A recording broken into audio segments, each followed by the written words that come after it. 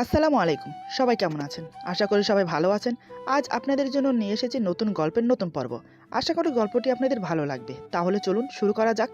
বউ পাগল সব স্বামী-স্ত্রীর সম্পর্ক যদি এমন হতো তাহলে কেমন হয়? পৃথিবীর অন্যতম স্বর্গীয় সম্পদ হলো স্বামী-স্ত্রীর মধ্যে ভালোবাসার সম্পর্ক। প্রত্যেকটি মানুষের বাঁচার আশার সাথে যুক্ত এই স্বর্গীয় সম্পর্ক। সুখ, দুঃখ, হাসি, কান্না মিশ্রিত এই সম্পর্ক নিয়ে একটি গল্প শোনাবো আপনাদেরকে। একটু আঞ্চলিক ভাষায়। আই হোপ গল্পটি আপনারা এনজয় করবেন। তাহলে চলুন শোনা যাক। গল্পটির মূল নায়ক হচ্ছে দুই বন্ধু। একজনের নাম মোহাম্মদ কাশেম, অপরজনের নাম মোহাম্মদ মনসুর আলী। তারা দুজন সদ্য বিয়ে করেছে। দুজনের বাড়ি পাশাপাশি। ঘর থেকে একজনকে ডাকলে অপরজন শুনতে পায়, এমন আর কি। সময়টা ছিল গরমকাল। সূর্যের তীক্ষ্ণ রোদে চারিদিক ঝলমল করছে। সময় দুপুর 12টা হবে। এরই মধ্যে ভর দুপুরে নবদম্পতি গভীরতম স্পর্শে মগ্ন। গ্রামের বাড়ির বেশিরভাগ ঘর হয় উপরে টিন আর বাঁশের বেড়া দিয়ে তৈরি। কাশেমের ঘরও তেমনি বাঁশের বেড়া দিয়ে তৈরি। পুরনো ঘর, তাই এখানে সেখানে ভাঙনের সৃষ্টি হয়েছে। সেই ভাঙা বেড়ার ফাঁক গলে রহিমা বিবির কান ছুঁয়ে যাচ্ছে নবদম্পতির কথোপকথন। রহিমা বিবি হচ্ছে কাশেমের মা। তিনি কিছু বুঝতে না পেরে চোখ বসায় বেড়ার ফাঁকে। এক পলক সঙ্গম দর্শনে তোবড়ানো মুখটায় আরো কুৎসিত ভঙ্গিতে ছিছি শব্দসূচক মাথা নাড়তে নাড়তে চোখটা নামিয়ে নিয়েছে তৎক্ষণাৎ। নাকের উপর কাপড় তুলে তেলে বেগুনে জ্বলতে লাগলেন। সাথে বাজখাই গলায় কুশ্রব্য কথার বাহার। রহিমা বিবি বলে, সি সি সি, এমন মাইয়া মানুষ জীবনেও দেখিনি। দিন দুপুরে আদর্শ হাক, সি কি যোগ আইলো মাবুদ, লজ্জা ঘৃণার বালাই শেষ। ও মনসুরের মা, হুনছ, কাল গেছে কলিতে, জাত যাইবার বোধ নাই। মনসুরের মা কাদা মাখানো হাতে কোনো মতে চুলের খোপাটা গুজে মুখ তুলে তাকালো। উঠোন ঝাড়ু প্রায় শেষ। মুখের মধ্যে টলটলে পানরস রেখেই বলে, কি হইছে বুবু? আচমকা চিৎকার চেঁচামেচিতে অন্তর্মোহ ঘোর ছুটে গেল কাসেমের। পরনের লুঙ্গিটা কোনো মতে কোমরে জড়িয়ে স্ত্রীকে সময় দিল কাপড় ঠিক করার জন্য। এরপর টিনের আগল ঠেলে বেরিয়ে এলো কাসেম। পিছনে পিছনে নববিবাহিতা পারু। লম্বা ঘুমটা টেনে দাওয়ায় খুঁটি ধরে দাঁড়িয়ে পড়ল পারু, মায়ের লজ্জায়। কাসেম এগিয়ে সামনে গিয়ে দাঁড়ালো। রহিমা বিবি 3 লাফে পিছিয়ে জিভ কেটে বলে, ছি ছি ছি, সর সর, দূরে যা, দূরে যা শয়তান। কাসেম চোখ সংকুচিত করে কৌতূহলী গলায় বলে, কি হইছে মা? গলা ফুলিয়ে চুপ করে রইল রহিমা বিবি। নাকের উপর তখনও আঁচল চাপা দেওয়া।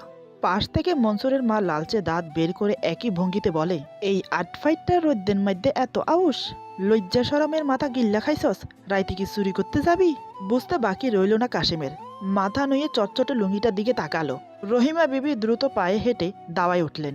পারো থেকে হাত 3 দূরে সরে ভেঙচি কেটে ঘরে ঢুকলেন। গোটা বিষয়টা পারো বুঝেছে মাত্র। নিহাত খুঁটি ধরে দাঁড়িয়েছে, নয়তো মাটিতে পড়ে যেত তৎক্ষণাৎ। লজ্জায় মাথা কাটা যাচ্ছিল। চোখের কোণ ঘেঁষে শিশির জমেছে। নতুন বউদের চোখের জল সহজলম্ব। সামান্য বিষয়েও জল গড়ায়, যদিও বিষয়টা মোটেও সামান্য নয়। কাশেম মনসুরের মায়ের সাথে কি যেন বলছে, পারো দাওয়াই থেকে শুনতে পায় না।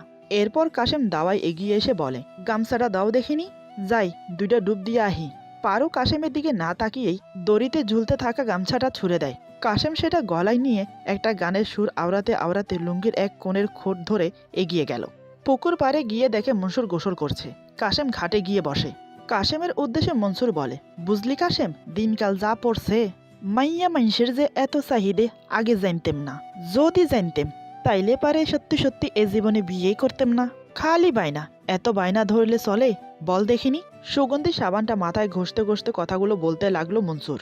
কাশেম শান বাঁধানো ঘাটের ধাপগুলো দিয়ে পানিতে নেমে বলে, কেন ভাই, ভাবি নতুন কি এমন বায়না ধরছে যাতে তুমি এমন আকুতি মিনতি করতেছ?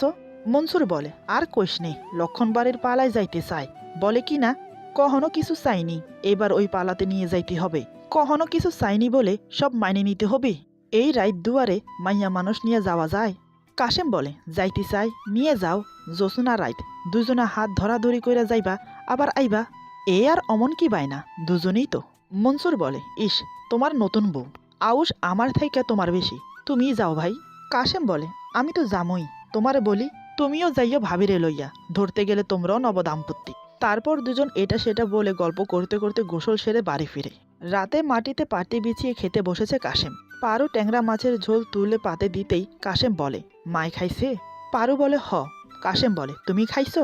পারু বলে, না। কাশেম বলে, খাও নাই যে? পারু বলে, খামো নে। কাশেম বলে, তাড়াতাড়ি খাইয়া লও। তারপর গলার স্বর আরো ছোট করে সামনের দিকে মুখ বাড়িয়ে কাশেম বলে, লক্ষণ বাড়ি আইজ যাত্রায় যামু, তৈয়ার থাইক্য, মাঝরাইতে শুরু হইব। মায় হুনলে যাইতে দিব না, আমি কইছিলাম, না কইরা দিছে। পারুও গলাটা নামিয়ে বলে, কি কয় তোমার মায়? কাশেম বলে, কয় নতুন বউ গায়তুন অহনো গ্রান যায় নাই, আর এর মধ্যে রাত বিরাতে পাড়া দৌড়ানি, গেলে তুই একলা যাইবি নে। পারু বলে, তুমি কি কইছ? কাশেম বলে, কইছি আচ্ছা আমি একলা যামুনি, কিন্তু সত্যি কথা হইল তোমারে আমি লইয়া যামু। পারুর ঠোঁট দুটো বেঁকে উঠল, মুস্কি একটা হাসি অনেক কষ্টে মুখে ফুটে ওঠে। ভেতরের ঘর থেকে রহিমা বিবির গলার আওয়াজ শোনা গেল। রহিমা বিবি বলে, খাওনের সময়ও এত ফিসির ফাঁসির, জীবনে যা না দেখছি। পারো দ্রুত শূন্য একটা থালায় নিজের জন্য ভাত বাড়ল। দুজন একসাথে খেয়ে উঠল। কাশেম যাত্রা দেখতে চলে গেল, আর পারো শাশুড়ির সাথে শুয়ে পড়ল। মাঝরাতে চাপা একটা ডাক কানে বিঁধতেই পারো চোখ খুলল। কাশেম যাত্রা যাওয়ার কারণে শাশুড়ির সাথে পারো শুয়েছিল। পারো রহিমা বিবির দিকে তাকিয়ে খুব ধীর পায়ে বিছানা থেকে নেমে পড়ল। রহিমা বিবি বেঘরে ঘুমোচ্ছেন। সন্তর্পণে পা টিপে টিপে টিনের আগল ঠেলে বেরিয়ে এলো পারো। কাশেম পারোকে দেখে বলে, শুরু হইয়া গেছে, তাড়াতাড়ি চলো। পারুর হাত ধরে টানতে লাগলো কাশেম। প্রথমে ধীর পায়ে এগোতে এগোতে দৌড় লাগালো দুজনেই। জোছনা রাতের নিস্তব্ধতা ভেঙে দুজোড়া পা ছুটে চলছে নির্বিঘ্নে। কিছুক্ষণ এভাবে কেটে যাওয়ার পর পারো দাঁড়িয়ে পড়ে। তারপর অপার্থিব হাসিতে প্রতিধ্বনি হচ্ছিল আলো আধারির পরিবেশ। পারো হাসছে। কাশেম পা থামালো। পারোর হাসিতে ফুলে ফেপে ওঠা বদন দেখছে, কত মায়াবী লাগছে। কাশেম অস্ফুট সুরে বলে, বউ তুমি অনেক সুন্দর। পারো চুপ করে গেল, চোখ নিচে নামিয়ে নিয়েছে। বোধহয় লজ্জা পেয়েছে। কাশেম সেটা বুঝতে পেরে পারোর কাছে এসে দাঁড়ায়। তারপর আশেপাশে তাকিয়ে দেখলো কেউ আছে কিনা। যখন দেখলো কেউ নেই, ঠিক তখনই পারোকে জড়িয়ে ধরে। পারো লজ্জা পেয়ে বলে, কি করেন? কেউ দেখে ফেলাইব তো, সারেন কইতাছি। কাশেম বলে, এমন করো কেন বউ, একটুখানি আদর করতে দাও। ঘরে মায়ের লাগিয়া পারিনি, এখানে তো কেউই নাই। পারো বলে, আমনের দেহি লজ্জা সরম কিছুই নাই, রাস্তার মাঝখানে কেউ এমন করেনি। কাশেম ততক্ষণে পারোকে কিস করতে শুরু করে, তার পিঠে হাত বুলাতে থাকে। পারো স্বামীর ভালোবাসা উপভোগ করতে থাকে। কাশেম কিস করতে করতে পারোর ঠোঁটের কাছে চলে আসে, আলতো করে পারোর ঠোঁটে ঠোঁট রাখে। তারপর একে অপরের ঠোঁটে ঠোঁট ডুবিয়ে দেয়। মনে হয় সেখানেই যেন স্বর্গের সুখ। পারো আর বাধা দিল না, কারণ সেও তার স্বামীকে একান্তভাবে পেতে চায়, তবে এইভাবে না, রাস্তার মাঝখানে এমনভাবে। স্বামীকে নাও করতে পারছে না, কারণ স্বামী তার বউ পাগল। কিছুক্ষণ অতিবাহিত হওয়ার পর দুজন যাত্রা দেখতে চলে গেল। এদিকে রহিমা বিবির ঘুম বড় পাতলা।